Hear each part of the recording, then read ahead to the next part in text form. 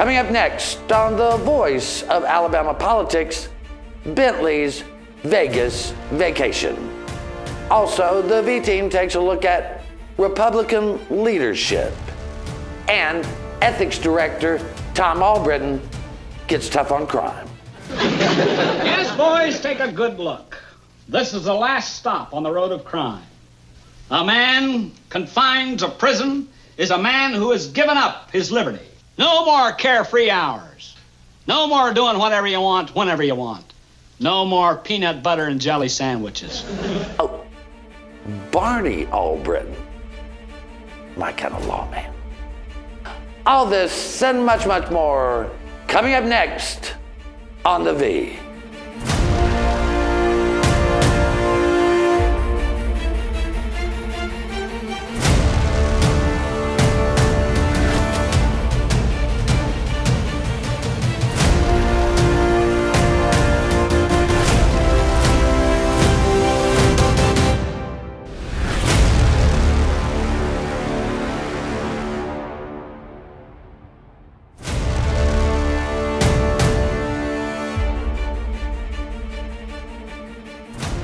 Welcome to The Voice of Alabama Politics, where we tackle the tough issues so you have the hard facts.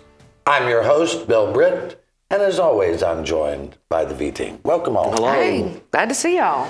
Yeah, Jack, it has been colder than the well digger's backside. You know it. I mean, it's crazy. Kills all the bugs, so I like it. Well, it does do that. One thing that has not been killed, Susan, is Robert Bentley's appetite for Vegas. Apparently not. There's a picture, of course, that circulated this week with Robert Bentley and Rebecca Mason once again walking around Vegas. Do you think, Chip, he's out there trying to raise money for his Senate bid? I don't know. All I know is that if you need to go to a Celine Dion concert, there is always a convention that you can go to on the side. But I mean, I guess he could be out there trying to win over all the casino owners and parking lot owners. And those sneakers. He's really sporting some stylish footwear nowadays, Jack.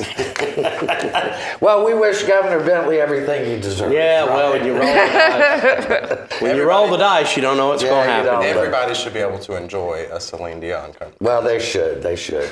On the serious news this week, two gentlemen, Scott Phillips and Trey Glenn, were indicted on felony ethics charges.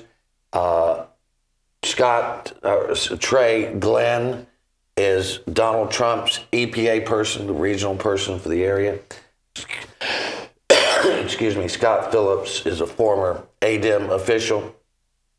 The thing, Chip, that struck us most about this story was not that these two fellows were indicted, but it was how it was handled. Mm-hmm. And our understanding is that neither man had been served an indictment, nor were they arrested according to the law before the news broke in the media. Mm-hmm. And that in itself appears to be a violation of Alabama code. Yeah, I mean, most indictments are filed under seal, or a good portion of them are filed under seal until the person's arrested, or they're not filed at all until officially with the clerk's office until they're arrested. And what happened in this case is that the grand jury had returned an indictment.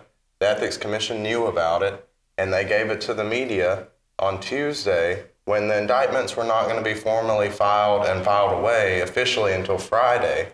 And the guys couldn't even turn themselves in to be arrested until Friday. And that apparently is a violation of the law, because the law says no official of the court, no district attorney, no juror, no grand juror, nobody can say anything about indictments until the person has been arrested or the indictments have been filed. And Susan, what happened was, this is a case where Executive Director of the Ethics Commission, Tom Albritton, went to Mike Adderton, the DA of Jefferson County, and asked him to take this case.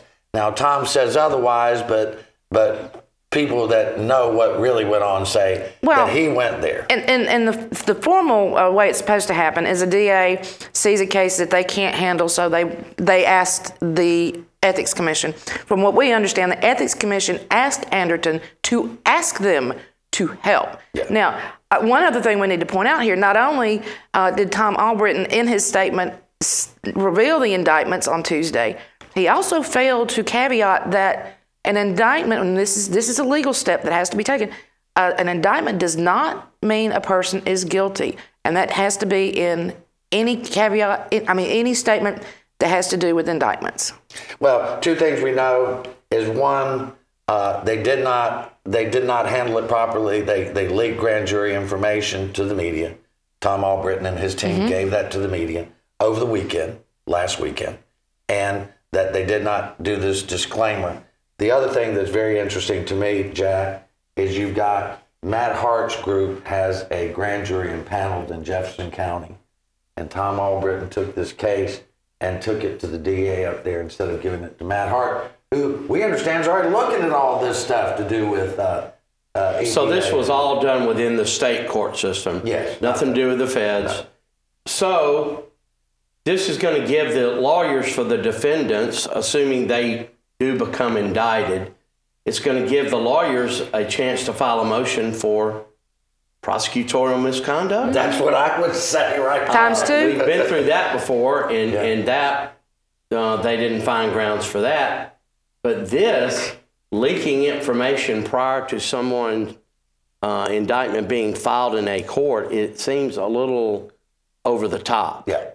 And the fact very illegal. Yeah, the fact that they were so dead set, our understanding is that the environmental group GASP put together a number of things that they thought that these two had done wrong and sent them to Matt Hart over at the Attorney General's office, or at least the Attorney General's office, and copied Tom Albritton.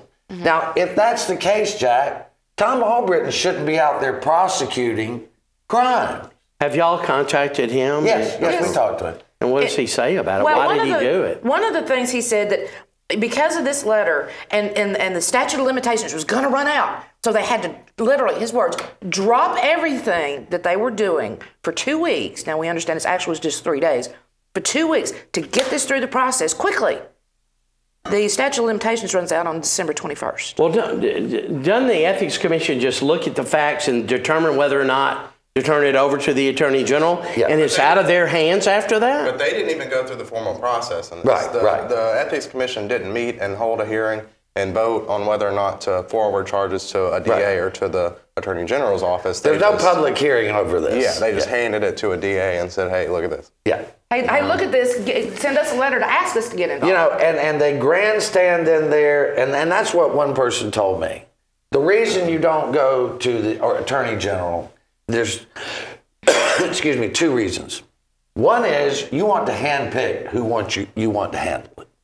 That's one reason. The other reason is you want some publicity. I mean, that Ethics Commission has been nothing but a sham for years, and this was a good way to grab spotlight. And I got to say here, I think they're trying to set precedent. I really do. Because what legislator wouldn't want Tom Albritton and the Ethics Commission picking, and I'm talking about Republicans here, picking, if they got in trouble, picking which DA took their case. Well, I think Democrats would like it too. I don't think Democrats would like it very much. I don't know. Yeah, what we've learned in Alabama is office holders don't really like the ethics law. No. Or certainly don't like people sniffing around their business. But I just think this is a case of maybe Tom being overzealous and trying to get spotlight and say, hey, we're tough, where we know they're not. When APR asked him, they were so busy, he said, they dropped everything. He said, they dropped that investigation into Steve Marshall.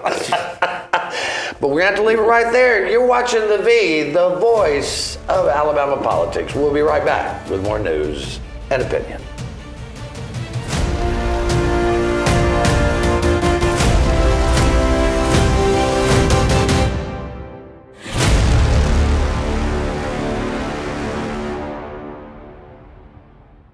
You'll never guess what 400,000 people in the U.S. were using when they crashed their cars last year.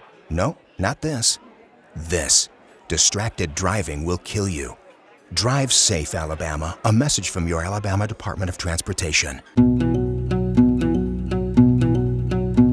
The Energy Institute of Alabama promotes reliable, affordable, and clean energy to help grow our economy, create high-paying jobs, and build public support for Alabama's energy industry. The Energy Institute of Alabama is the best source of energy industry information and how it affects households across the state, from convenient energy production to alternative fuels to solar power and beyond. Two-thirds of drivers who died in car crashes chose to ignore this warning. Seatbelts save lives. Drive safe, Alabama. A message from your Alabama Department of Transportation.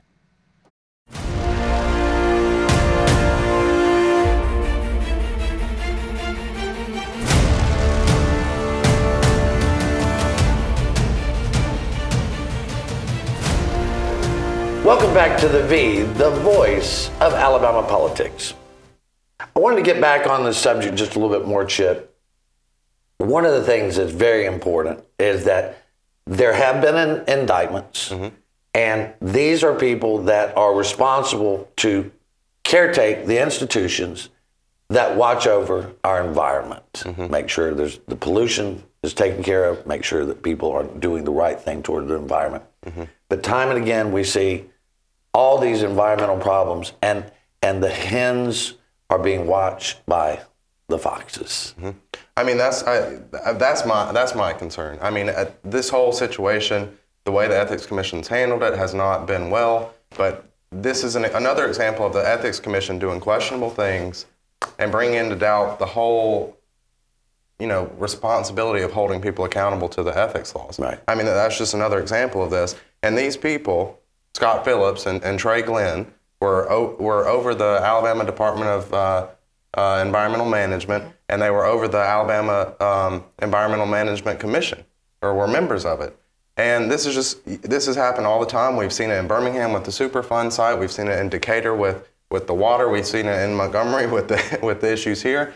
Houston County, where the lead is almost as bad as, and the water is almost as bad as it is in Flint, and nobody's doing a damn thing about it. Well, and the even worse part is that while they were members of this commission and all of that, they had a company that were one of their jobs was to consult with the polluters on how to get around the pollution that they'd left in Alabama. Well, and you would think, Jack, and I think this is an important point, that this is a state where 90% of the male population hunts and fishes, I would say, and we have a lot of people that care about the natural resources. But from time to time, it seems like that it's ignored. Well, it's because it's never brought to light. You can't expect a farmer in Houston County likes to dove hunt and deer hunt, even knows the damn thing that's going on, because nobody is shedding light on the environmental problems that we have. I mean, look at Anniston, for God's sake, a few years ago. I mean, that's just unbelievable. I mean, the ground there is poison. We've got poison water up in Decatur. We've got a plume running under Montgomery from the Montgomery Advertiser from years ago. We've got poison soil in Birmingham. We've got the poop train that landed in Birmingham or in that area. And nobody's saying anything. Nobody's doing anything. And look, and unfortunately, a lot of times when the media gets into these stories, they sound like a bunch of tree huggers. I mean, they really do. And so... Or they get silenced by the big boys who are doing advertising for their newspaper. Well, that's true, too. I mean, that's the bottom line. And here's the really bad news in all of this.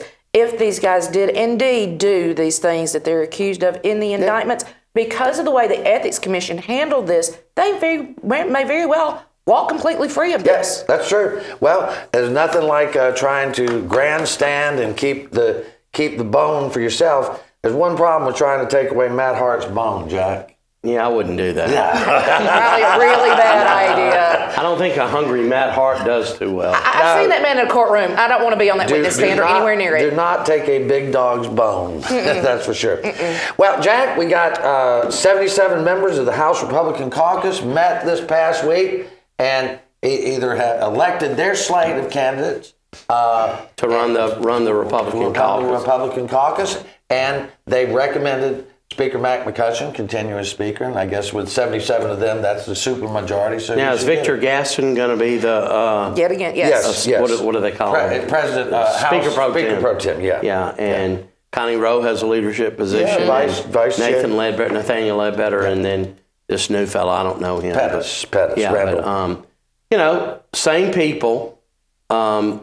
and of course, Matt kind of laid out an agenda of what he wanted to accomplish. So hopefully we can all hold their feet to the fire and let's start tackling some of these problems with roads, bridges, schools, mental health. I heard Lynn Bashir made a talk yesterday to a group in Montgomery. I had a friend was at the meeting. She laid out a vision for prenatal, talking about these kids are going to go from prenatal to prison, and unless we tackle mental health. It was, and she had a pamphlet she handed out. I saw it and it was very impressive. So kudos to Lynn Bashir for, trying to tackle this. Well, as all these shootings, Philip Pettis. Philip Pettis. Say that. As all of these, mass shootings goes on around the country, we can see we have a mental health problem. I had one in my car last night. Yeah, you did.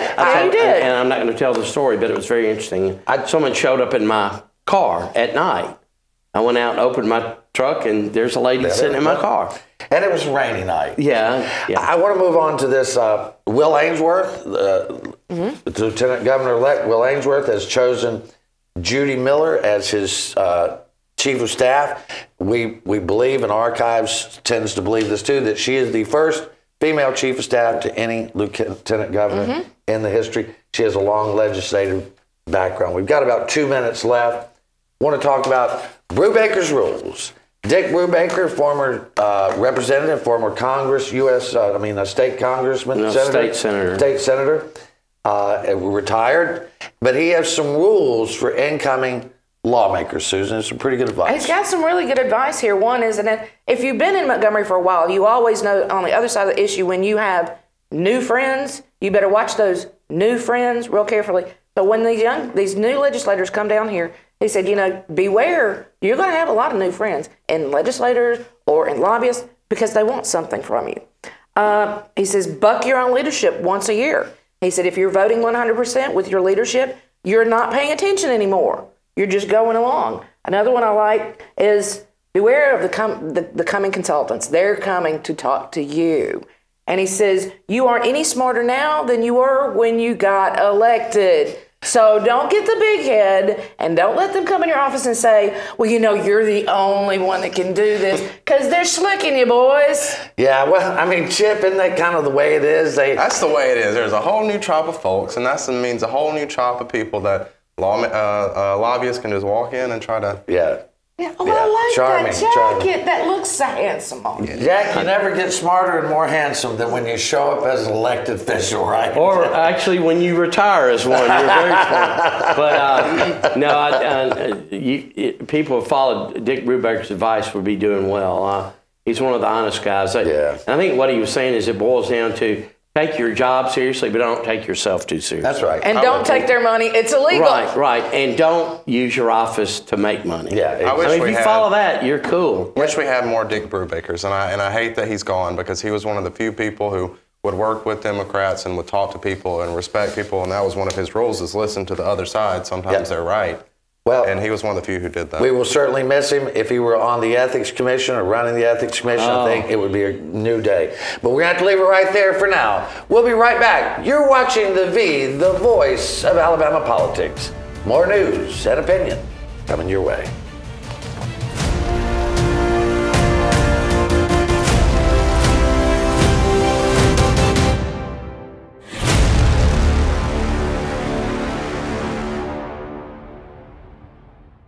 You'll never guess what 400,000 people in the U.S. were using when they crashed their cars last year. No, not this. This. Distracted driving will kill you. Drive safe, Alabama. A message from your Alabama Department of Transportation. $20. It won't buy much in the way of Christmas cheer. Yet it means plenty of hope for the homeless. Your $20 feeds 10 at the Jimmy Hale Mission. The more you give, the more we feed. Help us nurture those with nothing else and show them the true spirit of the season. To give, please call 323-5878 or visit jimmyhalemission.com today. 2/3 of drivers who died in car crashes chose to ignore this warning. Seatbelts save lives. Drive safe, Alabama. A message from your Alabama Department of Transportation.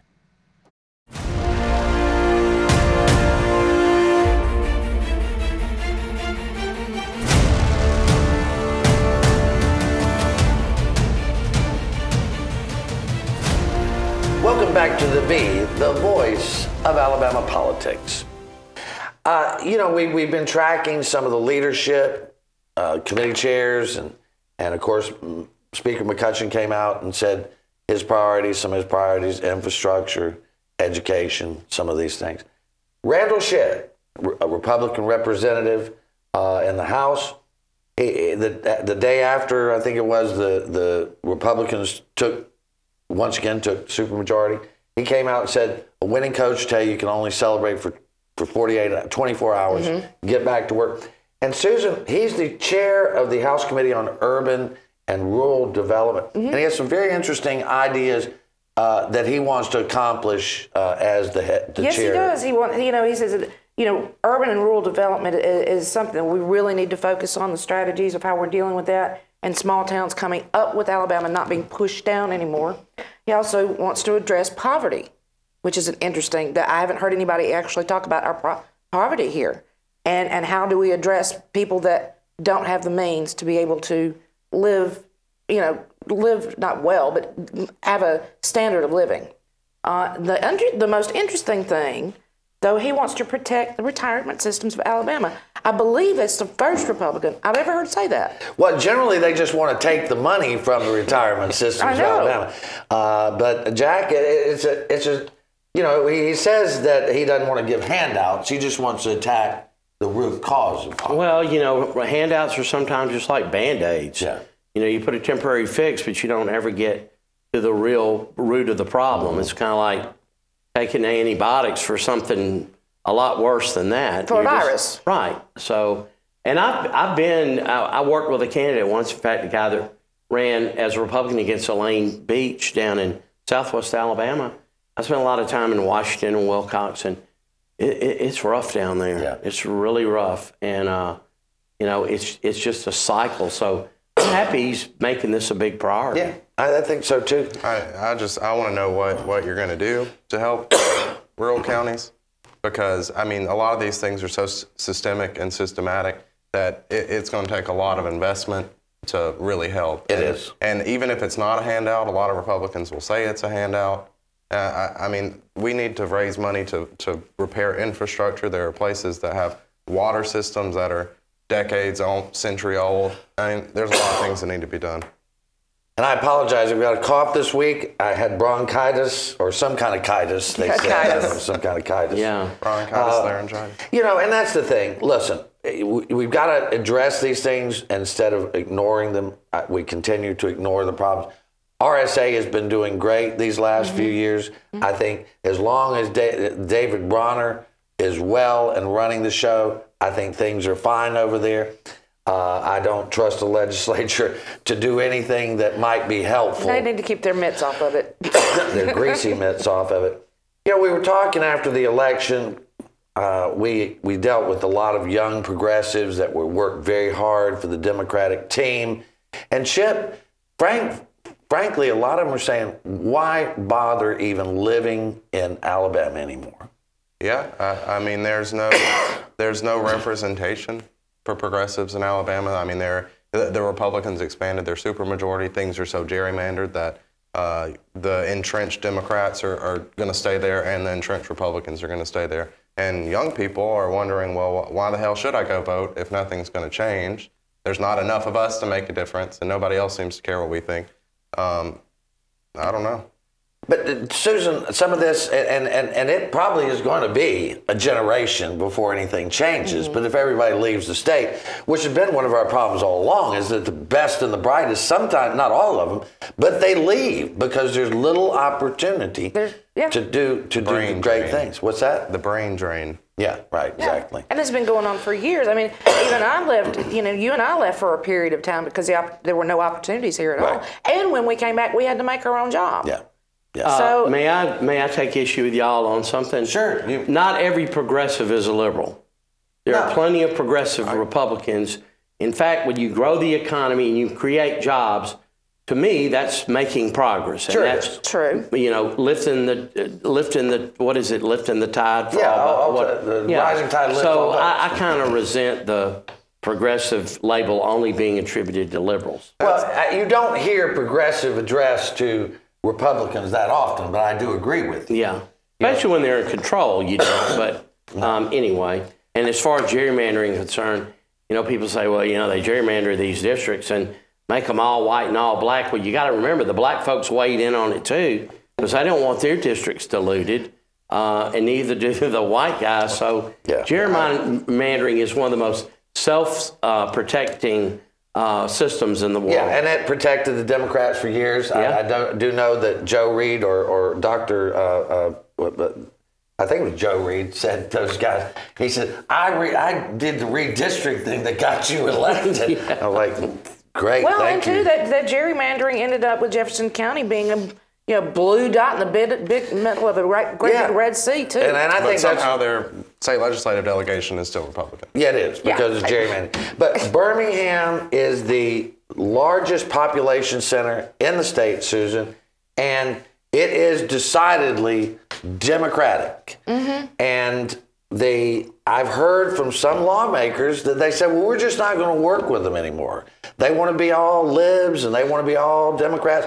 We'll just isolate them. How can you isolate the state's largest demographic and the place where some of the largest businesses are housed? That makes absolutely no sense whatsoever. Just ignore them, ignore their legislation. Because they're on the other, they wear the blue jersey instead of the red jersey. Let's be reasonable here. That's just idiotic. I mean, Jack, you Well, it hadn't happened yet. Y'all are assuming it's going to happen. Well, we're just here. Based on history of watching this stuff go out, yes, based on history. Maybe if you don't have your hand out all the time, you get people listen to you more. Well, it's that whole legislature is just a bunch of people protecting their own butts. Yeah. We know that. Well, that's true. Well, I mean, Chip, I do think it was interesting that came up, and I do think that this could cause some problems when you've got the big industry that's there, or the big corporations, our Fortune 500 are there, and some Republicans don't want to work with them because it's a Democrat city. Yeah, I'm thinking, we're talking about Birmingham, but all four of Alabama's cities, maybe save Huntsville, depending on what election it is, are more Democratic than the rest of the state. Yeah, I mean, this is the whole thing, and that's why I really like that rule of Dick Brewbaker's, is you should listen to people across the aisle and try to work with them on things that and Speaker McCutcheon has said that he wants to do just that. And unfortunately, this past week, Judge Jimmy Fry passed away. He will be missed. You've been watching The V, the voice of Alabama politics. You watch us because we watch them.